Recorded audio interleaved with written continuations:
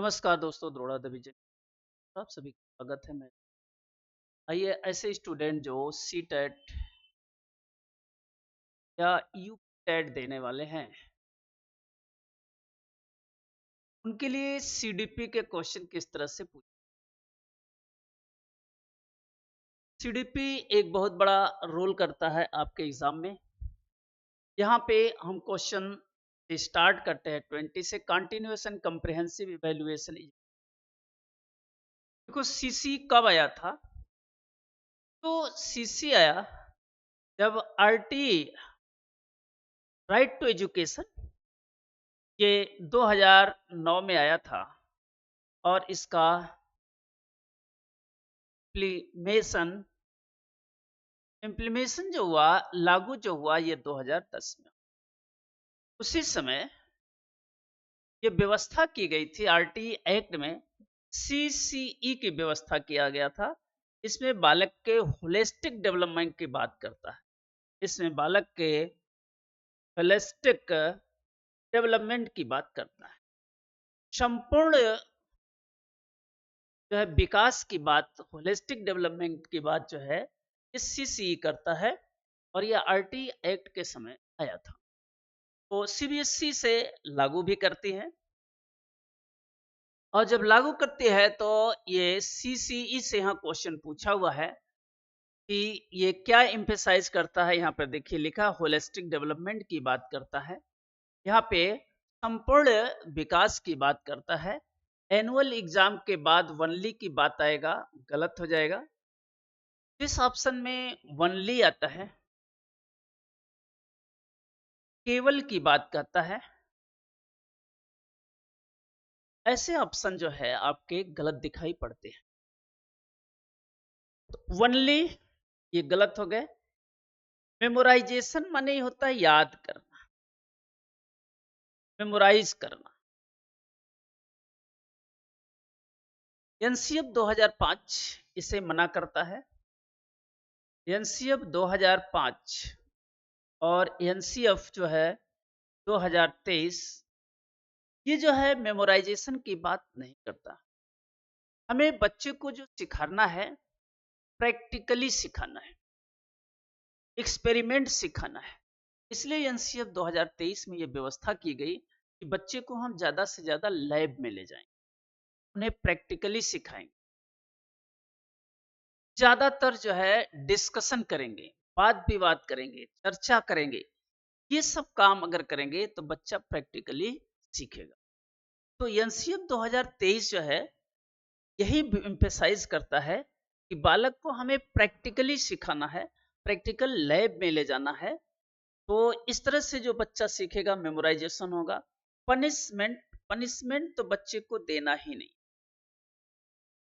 बच्चे को पनिशमेंट नहीं देना है।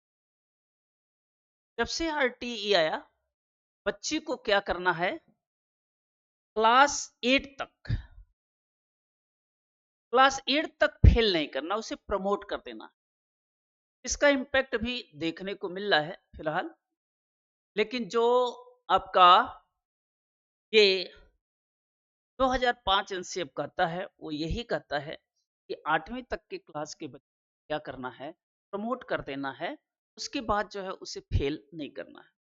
उसका एक इम्पैक्ट जो है 2010 के बाद अब 2026 चल रहा है, उसका इम्पैक्ट देखने को मिल रहा है कि बच्चे को जो है 8 क्लास चल पास हो जाते हैं, उनको न पहाड़ा आता है न एबीसीडी आते हैं। तो गुणा भाग जोड़ घटाव में बहुत बड़ी प्रॉब्लम होती है। ये सब वर्सन वीक हो गए हैं। इसका रीजन यही है कि ये सब जो है सीसीई यानी हम होलिस्टिक डेवलपमेंट की बात करेंगे, 8वीं तक हम फेल नहीं करेंगे। इसके लिए ये है, इसका ऑप्शन आएगा B. Which domain included feeling in the emotion? Emotion के साथ कौन सा डोमेन है? इमोशन के साथ कौन सा डोमेन है? भावनाओं के साथ कौन सा डोमेन है? कौन सा ऐसा डोमेन है, क्षेत्र है इंक्लूडेड फीलिंग्स के साथ जुड़ा है और इमोशन के साथ? इमोशन और फीलिंग के साथ कौन सी भावनाएं जुड़ा हुआ है, ये आपको दिया हुआ है ऑप्शन में। ऑप्शन में है कॉग्निटिव डेवलपमेंट, ये भी आपका इसका डोमेन है। डोमेन में एक कॉग्निटिव डेवलपमेंट है, एक जो है अफेक्टिव डेवलपमेंट है, और एक साइकोमोटर डेवलपमेंट। कॉग्निटिव डेवलपमेंट में बच्चे की मेंटल थिंकिंग की बात करें, इसमें प्याजे, वाइगोस्की, हॉलबर्ग लोगों ने खूब डीपली स्टडी किए हुए हैं कि हम बच्चे के कॉग्निटिव डेवलपमेंट की बात कैसे करें, कैसे बच्चा सीखता है। इफेक्टिव डेवलपमेंट, प्रभावी इफेक्टिव डेवलपमेंट में ये आता है बच्चे का फीलिंग और इमोशन। फीलिंग और इमोशन जो बच्चे के क्षेत्र में आता है वह इफेक्टिव डोमेन के अंतर्गत आता है। साइकोमोटर और सोचे, सोचे माने समाज, समाज में तो सभी कुछ आते हैं। इसका हमसे केवल क्वेश्चन पूछा था, डोमेन जो है यह अफेक्टिव डोमेन के अंतर्गत आता है। अब आगे है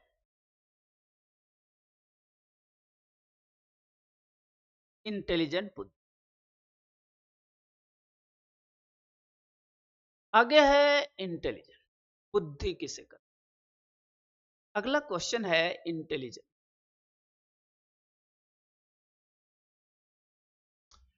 बुद्धि शब्द विनय महोदय ने दिया था। व्हाट इज इंटेलिजेंट, बुद्धि है क्या चीज। बुद्धि उसी कहते हैं जिसमें लॉजिकल थिंकिंग हो, जिसमें लॉजिकल थिंकिंग हो, मैथमेटिकल प्रॉब्लम सॉल्व करता हो, मैथमेटिकल प्रॉब्लम को सॉल्व करता हो, इन्वायरमेंट के साथ एडजस्टमेंट करता हो, इन्वायरमेंट के साथ जो है एडजस्टमेंट करने की एबिलिटी रखता हो, मेमोरी पावर जिसके पास हो, मेमोरी पावर जिसके पास हो, ये सारे के सारे क्या कहलाते हैं, इंटेलिजेंट। ये सभी जो है इंटेलिजेंट बुद्धि है। बुद्धि में बच्चा लॉजिकल थिंकिंग करता है, मैथमेटिकल करता है, इन्वायरमेंट के साथ जो है एडजस्टमेंट होता है, मेमोराइज करता है, ये होता है। देखिए यहाँ पे क्वेश्चन दिया है ability to adopt the environment. ऐसी एबिलिटी होती है वो इन्वायरमेंट के साथ क्या करता है, एडाप्टेशन हो जाता है, ठीक है। फिजिकल स्ट्रेंथ, भौतिकी रूप से ये मेमोराइज वनली, केवल मेमोराइज की बात करेगा। हैबिट फॉर्मेशन, वो अपना हैबिट दिखाएगा, प्रैक्टिकल के रूप में आएगा। ऐसी बुद्धि नहीं है, ये भी नहीं है, फिजिकल स्ट्रेंथ की बात नहीं है। इसका ऑप्शन आएगा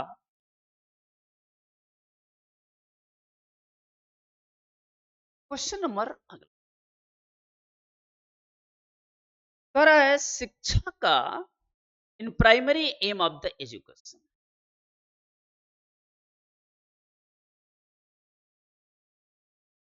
in primary aim of education,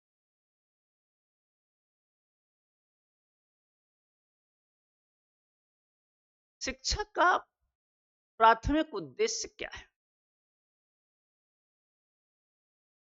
यहाँ पे है देखो, शिक्षा का प्रमुख उद्देश्य क्या है, primary aim of the education ये क्या है। सारा होलिस्टिक डेवलपमेंट सही होगा। देखो पैसिव एग्जाम, पहले तो जहां पर एग्जाम है ये गलत है, और जहां पर पैसिव है वो गलत है। एक्टिव सही होता है, पैसिव गलत होता है। एक्टिव पैसिव वाइज पढ़ते हैं, जहां पर एक्टिव होगा वो तो सही होगा, और जहां पर पैसिव होगा गेटिंग मार्क्स, मार्क्स लाना, अंक को लाना। अगर हम अंक को लाते हैं, क्या यही प्राइमरी एजुकेशन है, नहीं।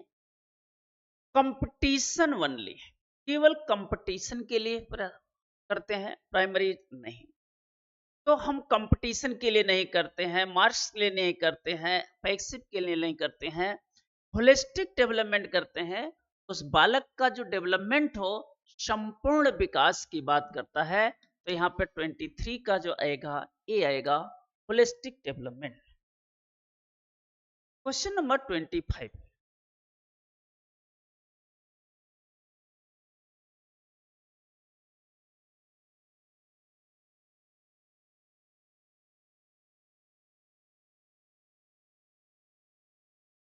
Which stage is known as the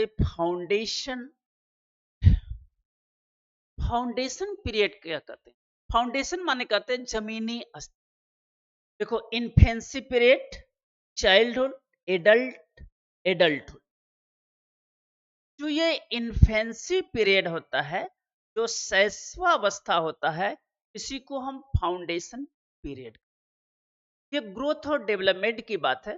बच्चे का जब ग्रोथ और डेवलपमेंट होता है, इन्फेंसी, चाइल्डहुड बचपन में है, बचपन में एक होता है प्री चाइल्डहुड, एक लेटर चाइल्डहुड।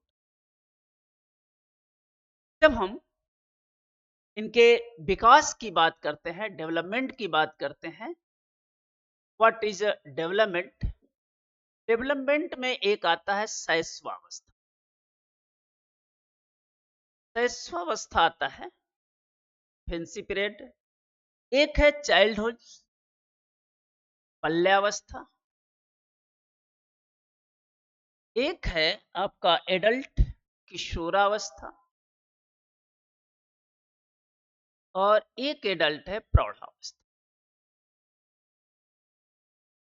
प्रौढ़ावस्था जो है यह एबव द 19 ईयर, 19 वर्ष के ऊपर,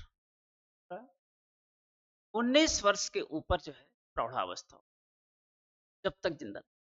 शैशवावस्था में बालक का जो विकास होता है बहुत तेजी से होता है। इसमें बालक जो है, जो इन्फेंसी पीरियड में होता है, माँ बाप पे डिपेंड रहता है। बाल्यावस्था में जो बालक होता है, ये दो भागों में बांटा गया है, प्री चाइल्डहुड और लेटर चाइल्ड। इसे दो भागों में बांटा गया है, इसे प्री चाइल्डहुड और लेटर चाइल्डहुड। लेकिन दोनों में बालक जो है, जो सीखता है वो अपने माता पिता से सीखता है। इसमें अनौपचारिक शिक्षा लेता है और इसमें औपचारिक शिक्षा लेता है। इसमें फॉर्मल होता है और इसमें इनफॉर्मल होता है। अनौपचारिक शिक्षा जो है घर पर होती है। कौन देता है? माता पिता देते हैं। औपचारिक शिक्षा स्कूल में होती है। कौन देता है? अध्यापक देता है। तो बाल्यावस्था में बालक जो है, अनौपचारिक पीरियड में बालक जो घर पे शिक्षा लेता है, इसे टॉय एज कहते हैं, खिलौने की आयु कहते हैं। इसे खिलौने की आयु कहते हैं, टॉयज एज कह के नाम से जानते हैं। औपचारिक शिक्षा आपके स्कूल में होगी, समाज देगा, मीडिया देगा। ये औपचारिक शिक्षा। किशोरावस्था में जो बालक होता है, इसकी एनर्जी जो है ज्यादा होती है। ये दोस्तों के साथ गैंग बनाएगा, गैंग का फॉर्मेशन करेगा। प्रौढ़ावस्था 19 वर्ष के ऊपर होता है। इन्फेंसी जो पीरियड है, ये फाउंडेशनल पीरियड कहलाता है। तो इसका ऑप्शन आएगा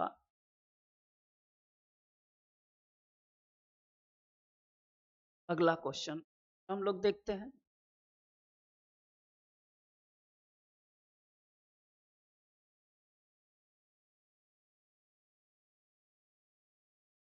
करा है इसके फोल्डिंग किससे संबंधित? यहाँ पे दिया है इसके फोल्डिंग किससे संबंधित है। इसके फोल्डिंग जो है किससे संबंधित है? देखो, इसके फोल्डिंग किससे संबंधित है? प्याजे, वाइगोस्की, फ्रॉड और थॉर्नडाइक। देखो, इसके फोल्डिंग जो होता है, इसी को हम कहते हैं अधूरा ज्ञान। इसका नाम है अधूरा ज्ञान।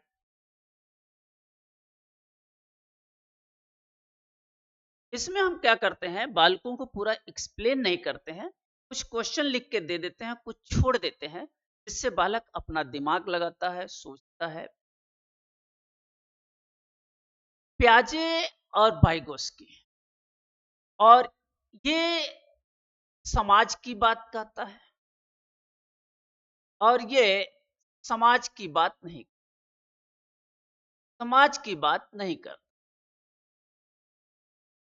इसके फोल्डिंग में क्या होता है, एक बच्चा है और इसके पास क्या है, प्रॉब्लम है, और इस प्रॉब्लम को वो दो तरह से करता है। या तो सेल्फ करता है, इसे सेल्फ कहते हैं,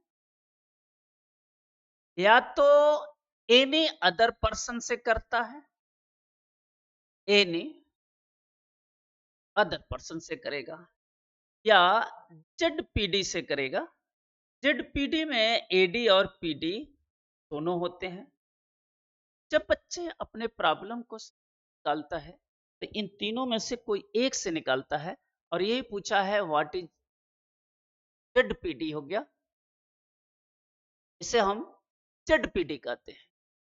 इसके फोल्डिंग ये,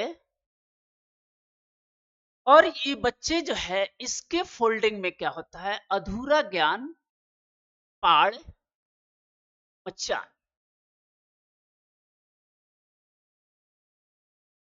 ठीक, इसके फोल्डिंग में बच्चा जो समस्या का समाधान करेगा, उसमें टीचर क्या करता है, उसका सहयोग करता है, लेकिन आधा करता है।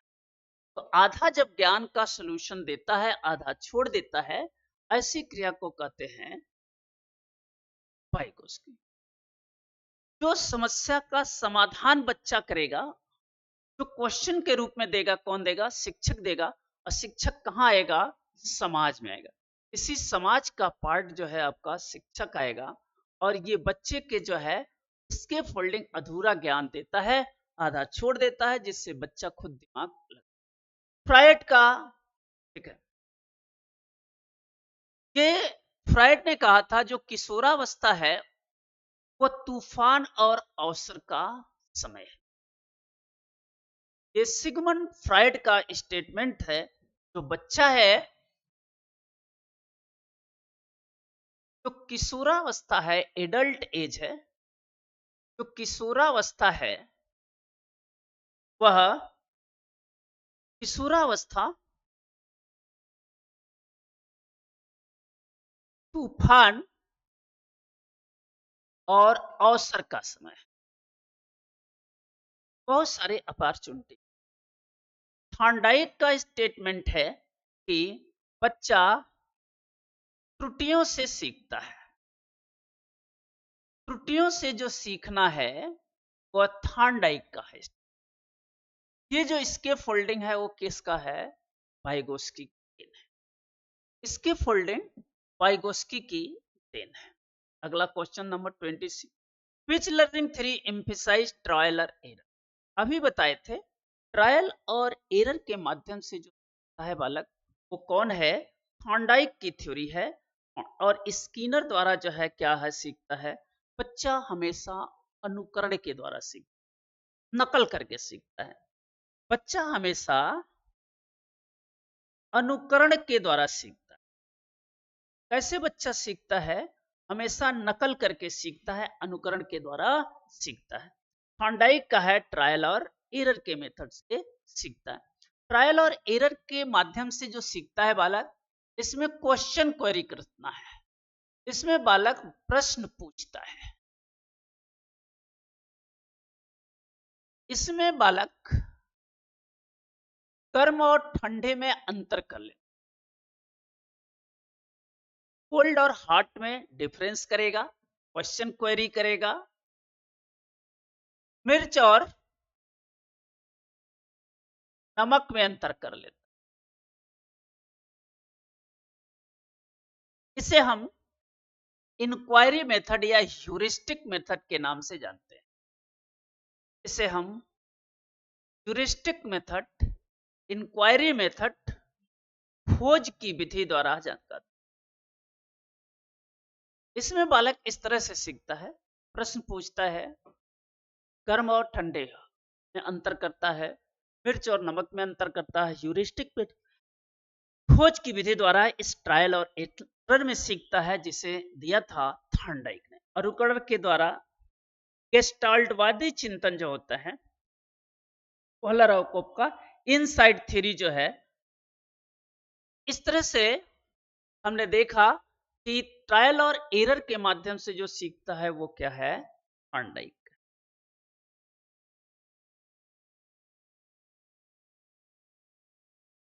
मोटिवेशन का अर्थ क्या है? What is meaning of motivation?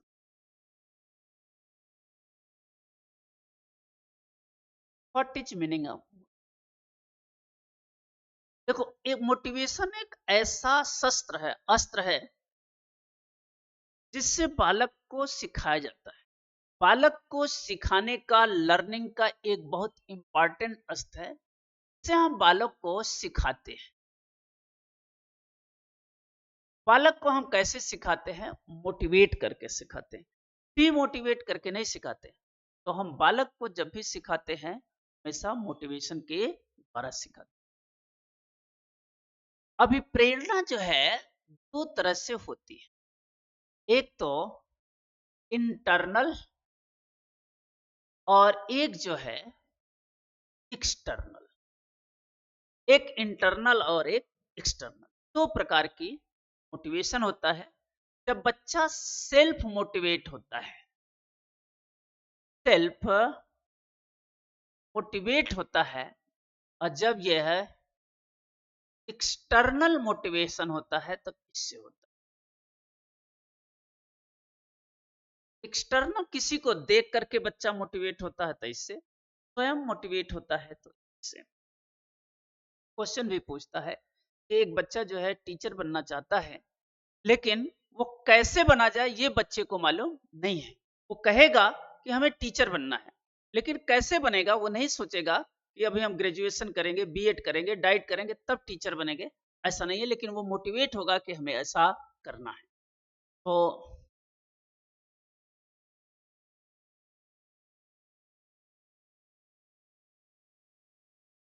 ये मोटिवेशन है, और मोटिवेशनल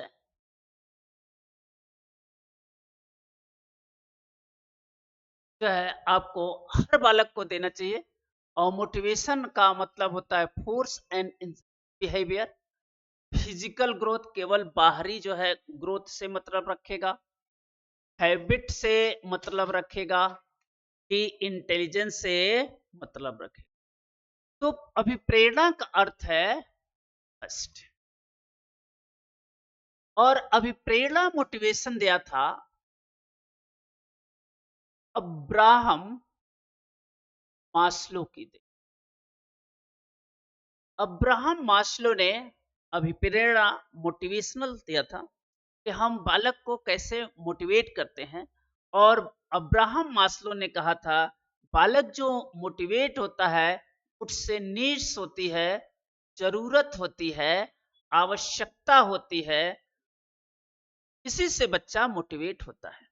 आवश्यकता ही आविष्कार की जननी है। तो बच्चा जो मोटिवेट होता है वो किससे होता है? नीड्स से होता है, आवश्यकता से होती है, जरूरत से होती है। ये अब्राहम मास्लो का स्टेटमेंट है, और उन्होंने ही मोटिवेशनल शब्द दिया था। विच assessment conducts during the teaching learning. कौन सा ऐसा असेसमेंट है? असेसमेंट मूल्यांकन जो बच्चों के टीचिंग लर्निंग के समय दिया जाता है, शिक्षण अधिगम प्रक्रिया के दौरान दिया जाना। समेटिव असेसमेंट यह वर्ष के अंत में देते, वर्ष के अंत में करते हैं। इसमें क्या होता है? एग्जाम होता है। जो फॉर्मेटिव असेसमेंट होता है यह टीचिंग लर्निंग के समय होता है, शिक्षण अधिगम के समय होता है। शिक्षण अधिगम के समय होता है। इसमें F1, F2, F3, F4 ऐसे करते हैं। इस तरह से है, बच्चा जब टीचर पढ़ाता है उसी समय बालक का इवैल्यूएशन करता है कि जो हमने पढ़ाया वो बालक कितना सीखा। ये है टीचिंग लर्निंग के दौरान होता है। एनुअल असेसमेंट समेटिव में आएगा और एक्सटर्नल असेसमेंट, बाय असेसमेंट, ये सब समेटिव में। इसका ऑप्शन आएगा बी।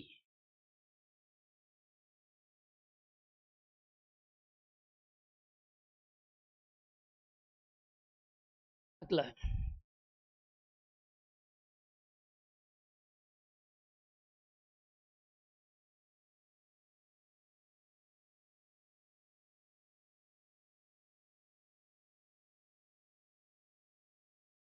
अकॉर्डिंग टू पियाजे कंजर्वेशन डेवलपमेंट। कंजर्वेशन का, संरक्षण का गुण बालक में तब आता है जब कंक्रीट स्टेज में होता है। 7 to 11 ईयर्स का बालक होता है तब कंजर्वेशन का गुण आ जाता है। इसी कंजर्वेशन गुण के कारण बालक में length, breadth, height, volume, area,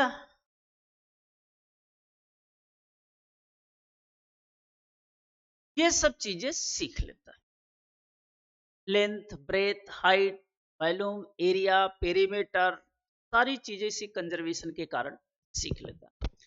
इसी चूंकि लेंथ, ब्रेथ, हाइट पढ़ लिया है, इसलिए एक एग्जाम्पल देखे होंगे, बहुत देता है सीटेट में। इस तरह से अगर एक ग्लास इधर दूध भरा है और इसी को अगर इस तरह से दे दिया जाए तो बालक ये लेना पसंद करेगा, ये लेना पसंद नहीं करेगा। ऐसा क्यों? कि इसी कंजर्वेशन के कारण कि ये length, breadth, height, volume, area, क्षेत्रफल सब पढ़ चुका। वो कहेगा ये इतनी ऊंचाई तक है, इसमें ज्यादा है, इसमें कम ऊंचाई तक है, इसमें कम है।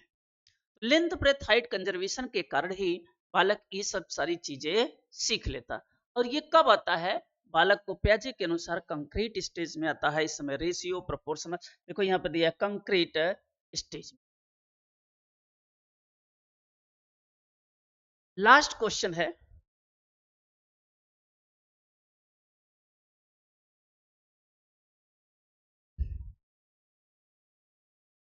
इफेक्टिव लर्निंग क्या होता है? इफेक्टिव लर्निंग कैसे कर? प्रभावी, what is effective learning occurs when? प्रभावी अधिगम तब होगा जब स्टूडेंट आर पैसिव। पैसिव माने देखो इंग्लिश में पढ़ते हैं एक्टिव, पैसिव। एक्टिव माने फुर्तीला, आगे रहना, सोचना। पैसिव माने पीछे रहना, नहीं होगा। Student actively participate. जो बालक होगा वो पार्टिसिपेट के लिए क्या होगा? एक्टिव होगा। तो इसका ऑप्शन जो आएगा क्या आएगा? बी ऑप्शन आएगा। बाकी दो गलत हो गए। इस तरह से हम लोगों ने क्या किया? 10 से 15 क्वेश्चन का अध्ययन किया और 10 से 15 क्वेश्चन का अध्ययन करने के बाद तो हम लोग जो है इफेक्टिव लर्निंग की बात किया। ठीक है, और इसमें जो सही होगा वो स्टूडेंट एक्टिवली पार्टिसिपेट होगा, वह सक्रिय रूप से भाग लेता है।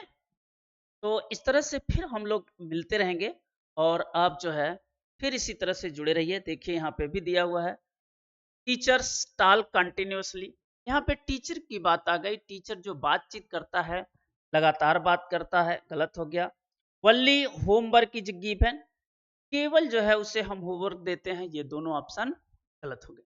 इसका जो ऑप्शन सही हो गया वो बच्चा जो है हमेशा पार्टिसिपेट होगा, चाहे वो क्लासरूम में हो, शैक्षणिक हो, चाहे को स्कॉलिस्ट हो। जब बच्चा जहां भी पार्टिसिपेट होगा वही समाज से सीखेगा। इस तरह से बच्चा सीखता रहता है। तब तक हम लोग फिर चलते हैं और फिर मिलते रहेंगे। तब तक सभी लोगों को धन्यवाद।